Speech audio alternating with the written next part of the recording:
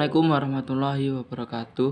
Kami dari kelompok 6 akan membahas materi tentang heteroskedastisitas yang beranggotakan 4 anak. Yang pertama Linda Fitriah, yang kedua Nur Ainiyah, yang ketiga Muhammad Aji Sofyan, dan yang keempat Sofa Rizky Amalia.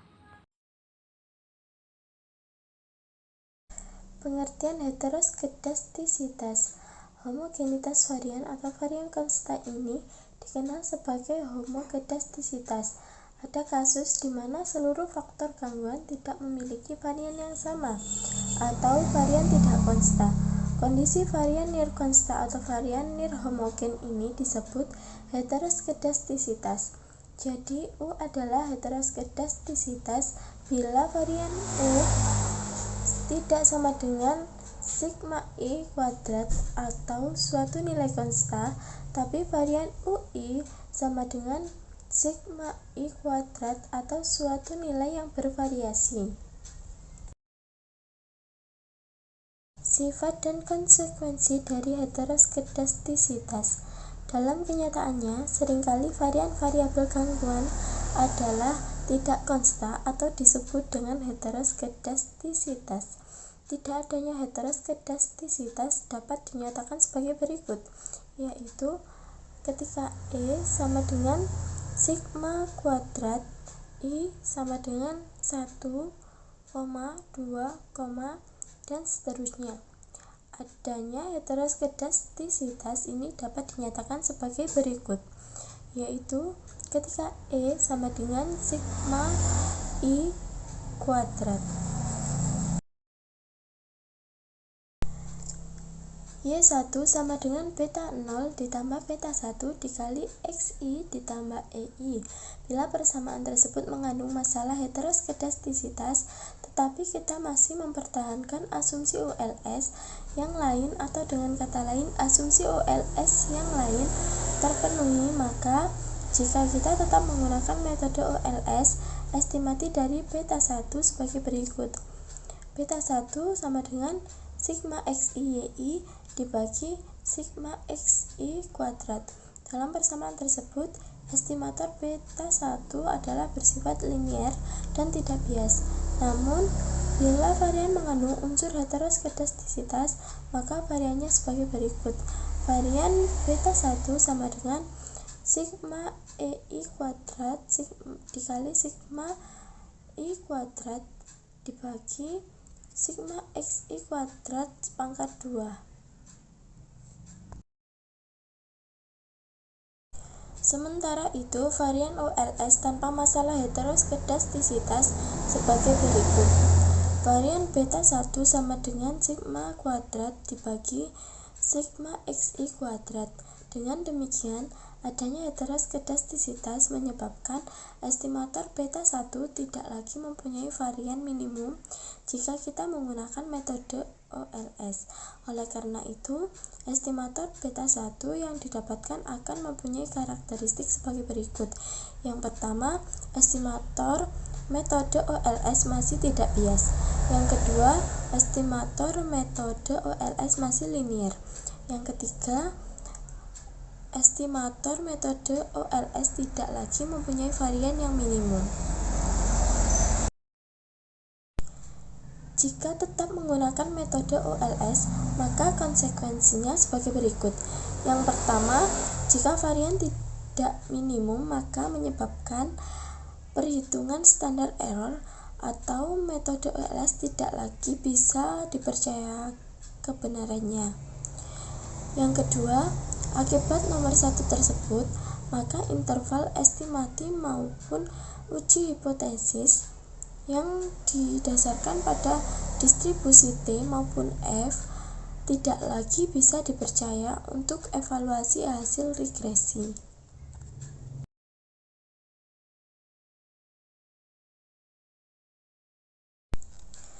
Deteksi heteroskedastisitas. Metode informal, metode PAC, metode Getzer, metode korelasi Spearman, metode Goodwin, metode Brooks-Pagan, metode Wade.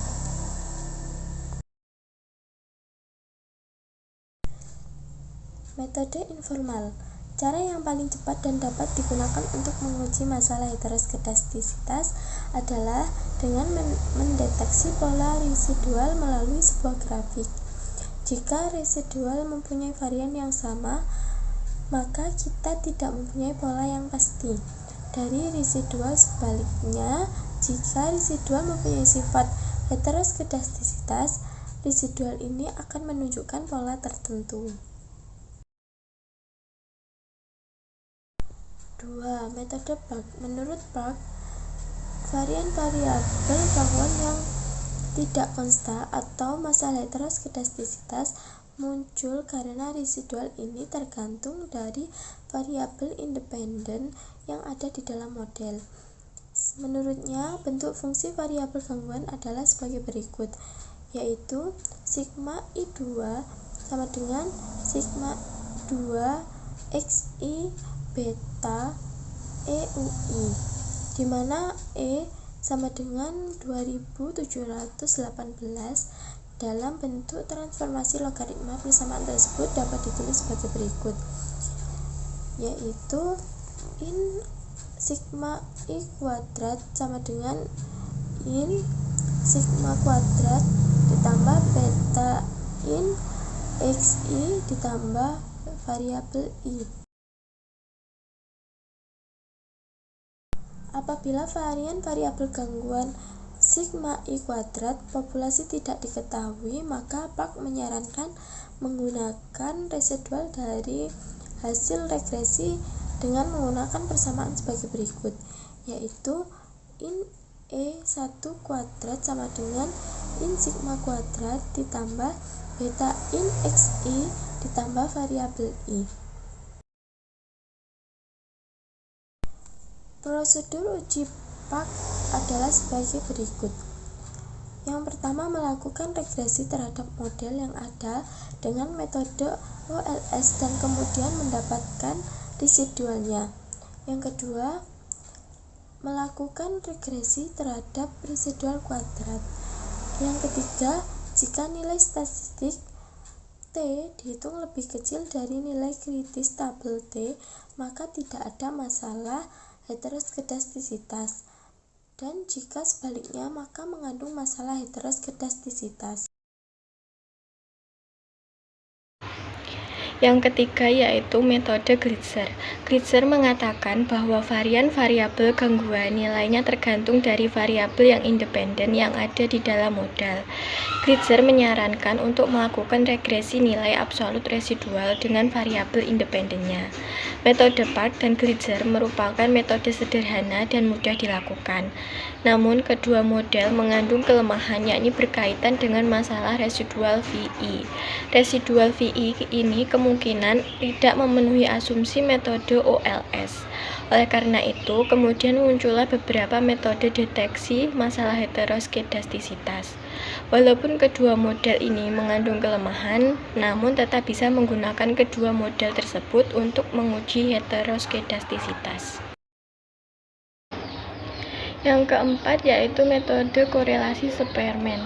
Ada beberapa langkah yang harus dilakukan untuk menguji ada tidaknya masalah heteroskedastisitas dalam hasil regresi dengan menggunakan korelasi Spearman ini.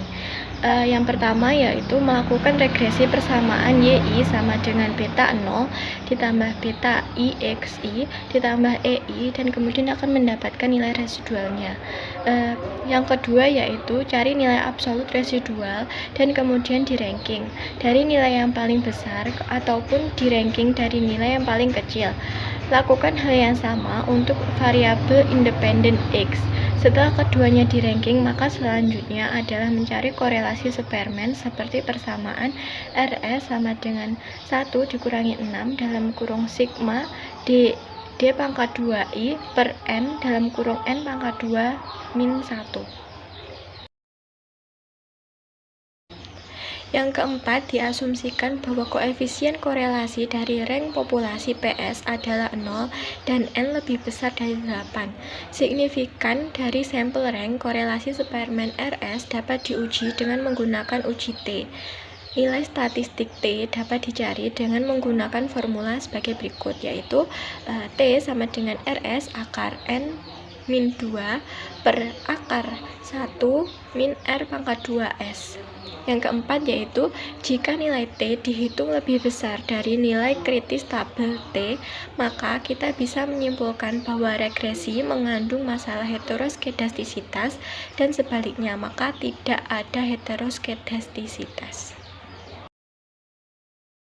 Yang kelima yaitu metode Gottfried-Huan. Menurut Gottfried-Huan mengasumsikan bahwa heteroskedastisitas merupakan fungsi positif dari variabel independen. Ada beberapa prosedur metode Gottfried-Huan, yaitu yang pertama, mengurutkan data sesuai dengan nilai X dimulai dari nilai yang paling kecil hingga yang paling besar. Yang kedua, menghilangkan observasi yang di tengah atau C. C ini dipilih secara a priori. Menurut Gottfried-Huan, C sama dengan 8 jika N sama dengan 30, dan C sama dengan 16 jika N sama dengan 60. Sedangkan ahli yang lain menyarankan C sama dengan 4 jika N sama dengan 30, dan C sama dengan 10 jika N sama dengan 60. Kemudian membagi data yang tersisa atau N dikurangi C menjadi dua kelompok. Kelompok pertama berkaitan dengan data dengan nilai X yang kecil, dan kelompok kedua berhubungan dengan data dengan nilai X yang besar. Yang ketiga, melakukan regresi pada setiap kelompok secara terpisah. Data setiap regresi terdiri dari N dikurangi C per 2. Jumlah C harus sekecil mungkin untuk menjamin tersedianya degree of freedom sehingga menghasilkan estimasi yang layak untuk setiap regresi. Yang keempat, didapatkan SSR1 yang berhubungan dengan nilai X kecil dan SSR2 yang berhubungan dengan X yang besar.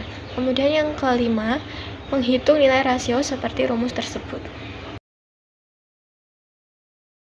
Yang keenam yaitu metode Brugschwangen. Brugschwangen mengembangkan metode yang tidak memerlukan penghilangan data C dan pengurangan data sebagai alternatif dari metode Gottfried-Huan. Ada beberapa langkah dalam metode Brugschwangen ini, yaitu yang pertama, estimasi persamaan YI sama dengan beta 0 ditambah beta 1 XI ditambah EI dengan OLS dan didapatkan residualnya. Kedua, mencari tau pangkat 2 sama dengan sigma E pangkat 2I per N. Ketiga, mencari PI yang didefinisikan sebagai PI sama dengan E pangkat I 2 per A pangkat 2. Keempat, regresi PI terhadap variabel Z sebagai berikut, yaitu PI sama dengan A0 ditambah A1 ZI ditambah VI. Kemudian yang kelima, didapatkan ESS dari persamaan tersebut. Yang ketujuh yaitu metode White. White mengembangkan sebuah metode yang tidak memerlukan asumsi tentang adanya normalitas pada variabel gangguan.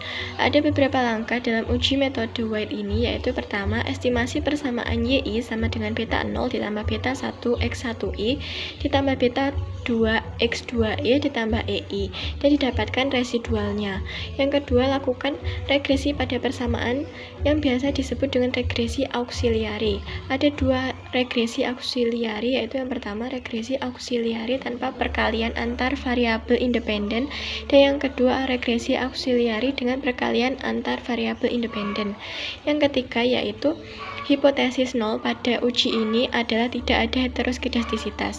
Uji White didasarkan pada jumlah sampel N dikalikan dengan R pangkat 2 yang akan mengikuti distribusi chi-square dengan degree of freedom sebanyak variabel independen tidak termasuk konstanta dalam regresi auxiliary. Yang keempat yaitu jika nilai chi-square hitung yaitu NR pangkat 2 lebih besar dari X pangkat 2 kritis dengan derajat kepercayaan tertentu, maka ada heteroskedastisitas, dan sebaliknya jika chi-square hitung lebih kecil dari nilai X pangkat 2 kritis menunjukkan tidak ada heteroskedastisitas. Selanjutnya yaitu penyembuhan heteroskedastisitas. Penyembuhan masalah heteroskedastisitas tergantung dari pengetahuan tentang varian dari residual. Jika varian diketahui, maka bisa mengatasi masalah heteroskedastisitas dengan metode weightless square atau WLS. Tetapi dalam banyak kasus tidak bisa mengetahui varian residual sehingga perlu mengetahui bagaimana pola dari varian variabel gangguan dan kemudian melakukan tindakan penyembuhan. Yang pertama yaitu ketika varian variabel gangguan diketahui. Jika mengetahui besarnya varian, maka penyembuhan masalah heteroskedastisitas bisa dilakukan melalui metode WLS yang merupakan bentuk khusus dari metode Generalized Least Square atau GLS. Dari metode WLS ini akhirnya bisa mendapatkan estimator yang blue kembali. Metode WLS bekerja yaitu YI sama dengan beta 0 ditambah beta 1 XI ditambah EI. Jika varian variabel gangguan diketahui, maka persamaan dibagi to I akan mendapatkan persamaan sebagai berikut, yaitu YI per to I sama dengan beta 0 per to I sama dengan beta 1 per to I XI ditambah EI per to I, atau dapat ditulis sebagai berikut, yaitu YI sama dengan beta 0 1 per to I ditambah beta 1 XI ditambah EI. Dari persamaan tersebut kita akan mendapatkan varian variabel gangguan yang konstan, yaitu var sama dengan E dalam kurung EI pangkat 2 sama dengan E dalam kurung EI per to I pangkat 2 sama dengan 1 per to pangkat 2 I E dalam kurung E pangkat 2 I, karena varian gangguan to pangkat 2 I diketahui dan E dalam kurung E pangkat 2 I sama dengan to pangkat 2 I, maka sama dengan 1 per to pangkat 2 I to pangkat 2 I sama dengan 1. Varian dari transformasi variabel gangguan ini akan konstan. Kemudian akan mengaplikasikan metode OLS dalam persamaan transformasi dan akan mempunyai estimator yang blue.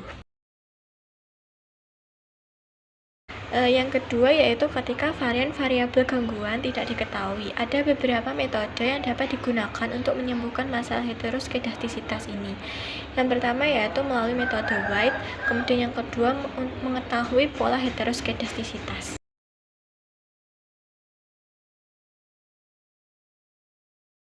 Metode White, jika tidak mengetahui besarnya varian variabel gangguan, maka kita tidak mungkin bisa menggunakan metode OLS. Metode OLS menyediakan estimasi parameter yang tidak bias dan konsisten jika terjadi heterokedastisitas. White mengembangkan perhitungan standar error heterokedastisitas yang dikoreksi, yaitu heterokedasticity consistent convergent metric estimation HCCME. Contoh penyembunyian heteroskedastisitas metode White. Nilai T hitung besar 4,89, sedangkan nilai T kritis dengan A sama dengan 5% dan DF sama dengan 28 sebesar 1,701. Pada uji satu sisi, kesimpulannya output berpengaruh positif terhadap penyerapan tenaga kerja.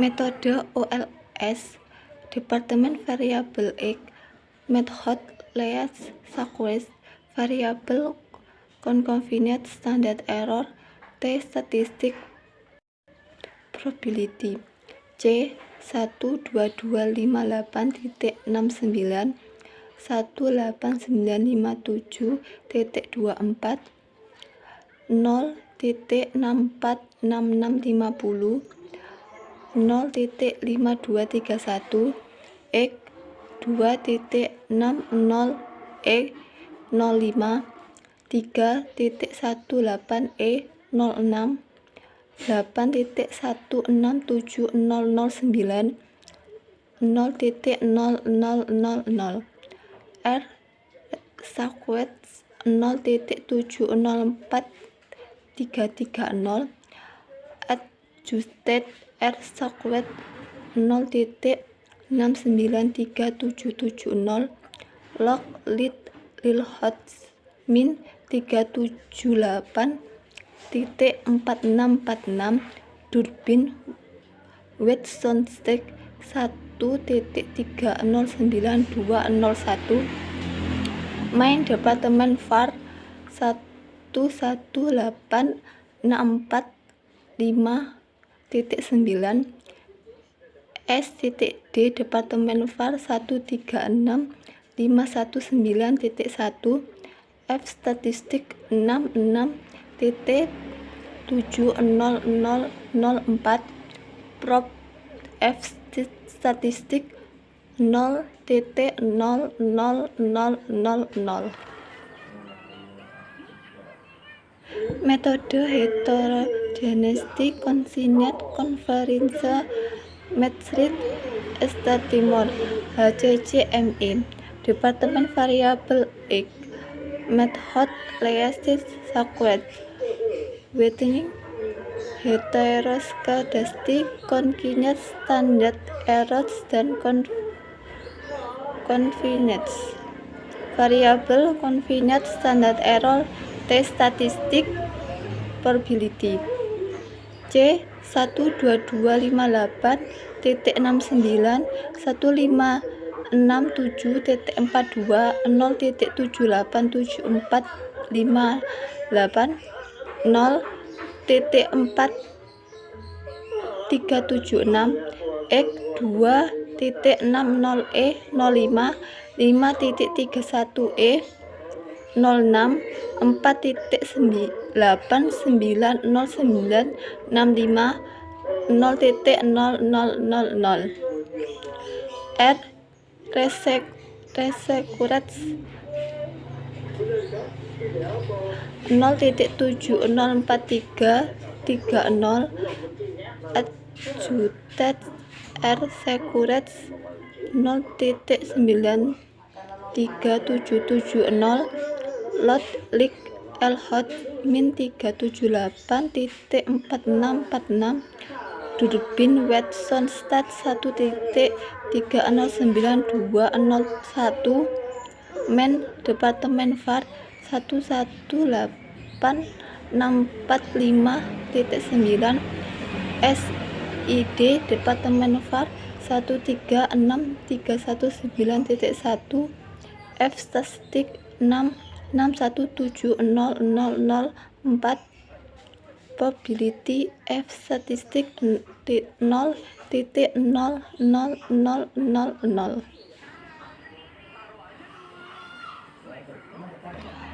Mengetahui pola heteroskedastisitas. Pola ini bisa diketahui melalui hubungan antara variabel gangguan dengan variabel independen, yaitu YI sama dengan beta 0 plus beta 1 XI plus EI 7.57. Diasumsikan bahwa pola varian gangguan dari persamaan 7.57 adalah proporsional dengan EI sehingga varian EI XI sama dengan EI akar 2 sama dengan O2 XI 7.58.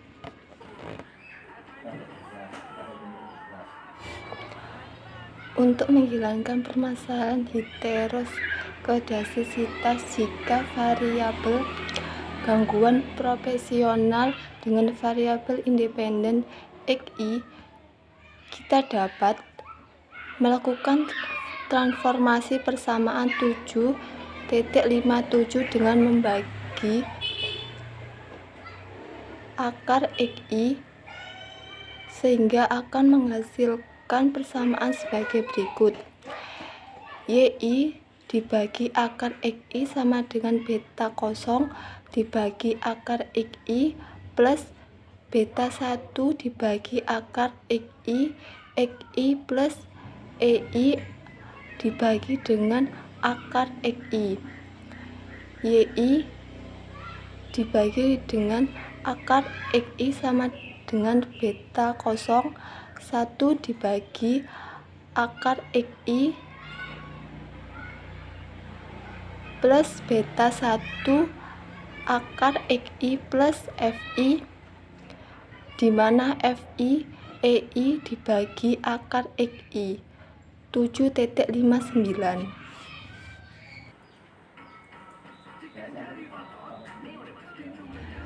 Membuktikan bahwa varian variabel gangguan dengan persamaan 7,59 tidak lagi heterokedastisitas tapi homokedastisitas, yaitu VR FI sama dengan E, FI akar 2 sama dengan E, EI dibagi akar XI akar 2, karena persamaan 7,59 sama dengan 1 dibagi akar XI E XI akar 2 sama dengan 1 dibagi XI O2 XI sama dengan O2, karena persamaan 7,58 dan 7,60. Selain proporsional dengan variabel independen X, kita bisa mengasumsikan bahwa pola varian variabel gangguan adalah proporsional dengan XI akar 2, sehingga VR EI XI sama dengan E, EI akar 2 sama dengan O2 XI akar 2 7,61. Kemudian melakukan transformasi persamaan 7,57 dengan membagi akar XI, sehingga akan menghasilkan persamaan sebagai berikut.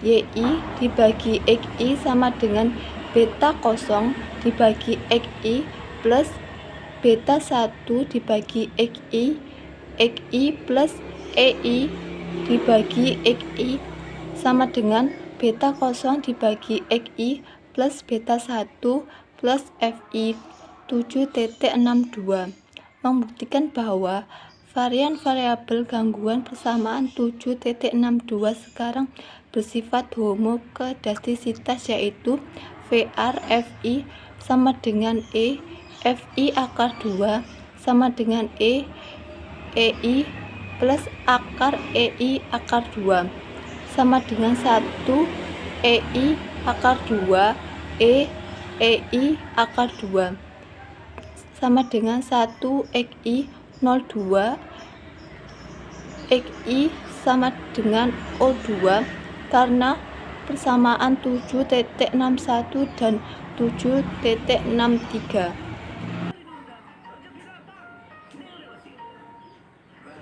Contoh 7,10 penyembuhan heterokedastisitas melalui transformasi. Contoh kasus penyerapan tenaga kerja di sektor industri besar dan sedang IBS Indonesia dengan ISIC 3 digit pada tahun 1993. Kita mengetahui bahwa model mengandung masalah heterokedastisitas. Lihat kembali contoh 7,1. Kita sekarang akan menyembuhkan masalah heterokedastisitas tersebut melalui transformasi persamaan. Transformasi persamaan mana tergantung dari pola varian residualnya.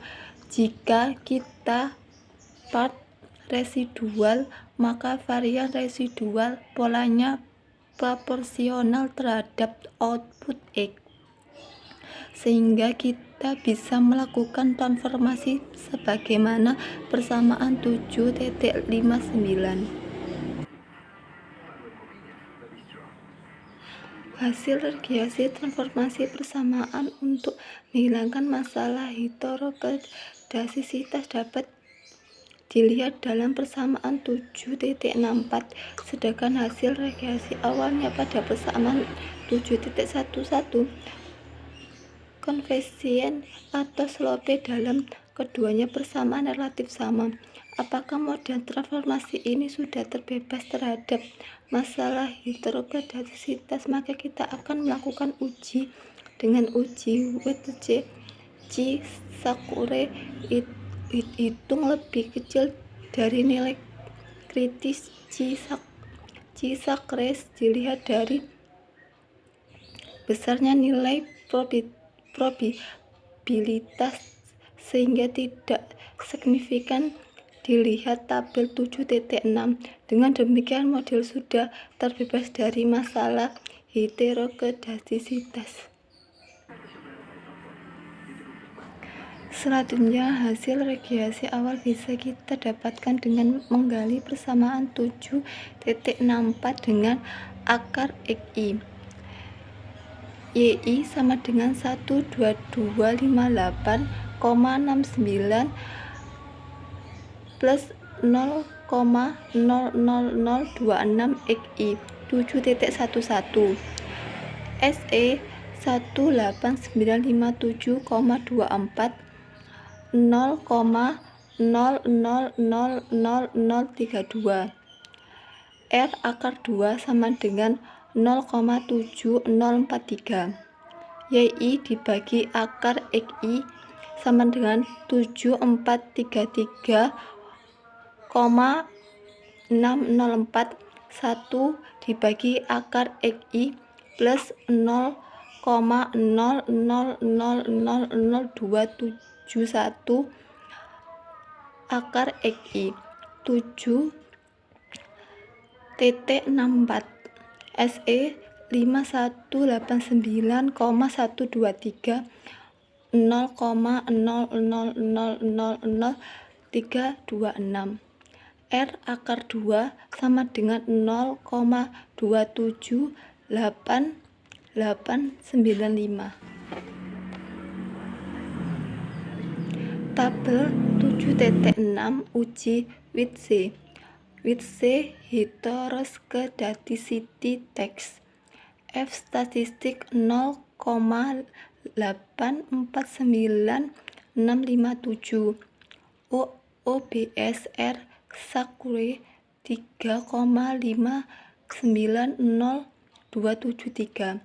Probability 0,507304. Probability 0,464286.